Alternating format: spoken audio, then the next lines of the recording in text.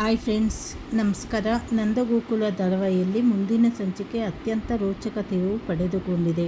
ಇಷ್ಟು ದಿನ ಯಾರಿಗೂ ತಿಳಿಯದಂತೆ ಮುಚ್ಚಿಟ್ಟಿದ್ದ ಪ್ರಿಯಾಳ ಒಂದು ದೊಡ್ಡ ಎಡವಟ್ಟು ಕೊನೆಗೂ ನಂದನ್ ಮುಂದೆ ಬಯಲಾಗಿದೆ. ಸಂಚಿಕೆ ಆರಂಭದಲ್ಲಿ ನಂದನ್ ಅಂಗಡಿಯ ಬಳಿ ಇದ್ದಾಗ ಸೊಸೆ ಮೀನಾ ಬಂದು, ಮಾವ, ನೀವು ನನ್ನನ್ನು ಕ್ಷಮಿಸದಿದ್ದರೆ ನಾನು ಇಲ್ಲಿಂದ ಹೋಗುವುದಿಲ್ಲ. ನನಗೆ ಅಪ್ಪನ ಮನೆಯೂ ಇಲ್ಲ, ಇತ್ತ ಮಾವನ ಮನೆಯೂ ಇಲ್ಲದಂತಾಗಿದೆ ಎಂದು ಕಣ್ಣೀರು ಹಾಕ್ತಾಳೆ.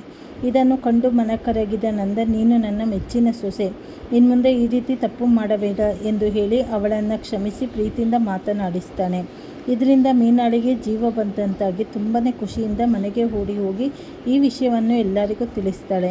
ಇತ್ತ ಪ್ರಿಯಾ ಮಾತ್ರ ತನ್ನ ಮನಸ್ಸಿನಲ್ಲೇ ಮೀನಾ ಅಂದುಕೊಂಡಿದ್ದನ್ನು ಸಾಧಿಸಿದಳು ಎಂದು ಹೊಟ್ಟೆ ಕಿಚ್ಚು ಪಡುತ್ತಿರುತ್ತಾಳೆ.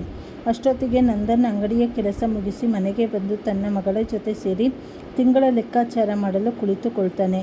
ತನ್ನ ಮೊಬೈಲಲ್ಲೂ ಫೋನ್ಪೇ, ಗೂಗಲ್ ಪೇ ಬುಕ್ಗಳಲ್ಲಿ ಬರೆದಿಟ್ಟು ಲೆಕ್ಕ ಪ್ರಕಾರ ಒಟ್ಟು 4,11,000 ರೂಪಾಯಿ ಇರಬೇಕು ಎಂದು ಹೇಳ್ತಾನೆ. ಆದರೆ ಮಗಳು ಎಲ್ಲವನ್ನೂ ಸರಿಯಾಗಿ ಚೆಕ್ ಮಾಡಿದಾಗ ಅಲ್ಲಿ ಕೇವಲ 4 ಲಕ್ಷ ರೂಪಾಯಿ ಮಾತ್ರ ಇರುತ್ತದೆ. 10,000 ರೂಪಾಯಿ ಕೊರತೆ ಇರುವುದನ್ನು ಕಂಡು ನಂದನ್ಗೆ ತುಂಬಾ ಕೋಪ ಬರುತ್ತದೆ.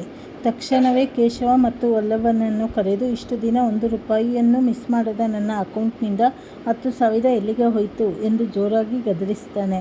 ಆಗ ಕೇಶವ ಮತ್ತು ವಲ್ಲಭ ತಮಗೆ ಏನೂ ತಿಳಿಯದಂತೆ ಭಯದಿಂದ ಸುಮ್ಮನೆ ನಿಲ್ತಾರೆ. ಇದೇ ವೇಳೆ ಅಲ್ಲಿಗೆ ಬಂದ ಪ್ರಿಯಾ, ಮಾವ, ಬ್ಯಾಂಕ್ ಟ್ರಾನ್ಸಾಕ್ಷನ್ ಹಿಸ್ಟರಿ ನೋಡಿದರೆ ದುಡ್ಡು ಯಾರಿಗೆ ಹೋಗಿದೆ ಎಂದು ತಿಳಿಯುತ್ತದೆ ಎಂದು ಐಡಿಯಾ ಕೊಡ್ತಾಳೆ. ಇದನ್ನು ಕೇಳಿ ಕೇಶವ ಮತ್ತು ವಲ್ಲಭ ಮನಸ್ಸಿನಲ್ಲೇ ನಗುತ್ತಾ, ತಾನೇ ಸಿಕ್ಕಿ ಬೀಳುವ ಐಡಿಯಾ ಕೊಡುತ್ತಿದ್ದಾಳಲ್ಲ ಈ ಪ್ರಿಯಾ ಎಂದುಕೊಳ್ತಾರೆ. ಅಷ್ಟರಲ್ಲಿ ನಂದನ್ ಮಗಳು ಮೊಬೈಲ್ನಲ್ಲಿ ಆ್ಯಪ್ ಇನ್ಸ್ಟಾಲ್ ಮಾಡಿ ಹಿಸ್ಟರಿ ಚೆಕ್ ಮಾಡಿದಾಗ ಮಾಧವ ಮತ್ತು ಪ್ರಿಯಾ ಹನಿಮೂನ್ಗೆ ಹೋಗಿದ್ದ ದಿನವೇ ನಂದನ್ ಅಕೌಂಟ್ನಿಂದ ವಲ್ಲಭನ ಅಕೌಂಟ್ಗೆ 10,000 ರೂಪಾಯಿ ವರ್ಗಾವಣೆಯಾಗಿರುವುದು ಬೆಳಕಿಗೆ ಬರುತ್ತದೆ. ಇದನ್ನು ನೋಡಿ ನಂದನ್ ತಕ್ಷಣವೇ ವಲ್ಲಭನನ್ನು ದೊಡ್ಡ ಕಳ್ಳ ಎಂದು ಕರೆದು ಮನೆಯವರಿಗೆ ಹೇಳದೆ ಕೇಳದೆ ದುಡ್ಡು ಕದ್ದಿದ್ದೀಯಾ ಎಂದು ಸರಿಯಾಗಿ ಬೈಯಲು ಶುರು ಮಾಡ್ತಾರೆ. ವಲ್ಲಭ ಸುಮ್ಮನೆ ಬೈಸಿಕೊಳ್ಳುತ್ತಾ ನಿಂತಾಗ ಅಲ್ಲಿಗೆ ಬಂದ ಮಾಧವ ತಕ್ಷಣವೇ ಅಪ್ಪನನ್ನು ತಡೆದು, ಇದರಲ್ಲಿ ವಲ್ಲಭನ ಯಾವುದೇ ತಪ್ಪಿಲ್ಲ, ಇದಕ್ಕೆಲ್ಲ ಕಾರಣ ಪ್ರಿಯಾ ಎಂದು ಅಸಲಿ ಸತ್ಯವನ್ನು ಬಿಚ್ಚಿಡ್ತಾನೆ.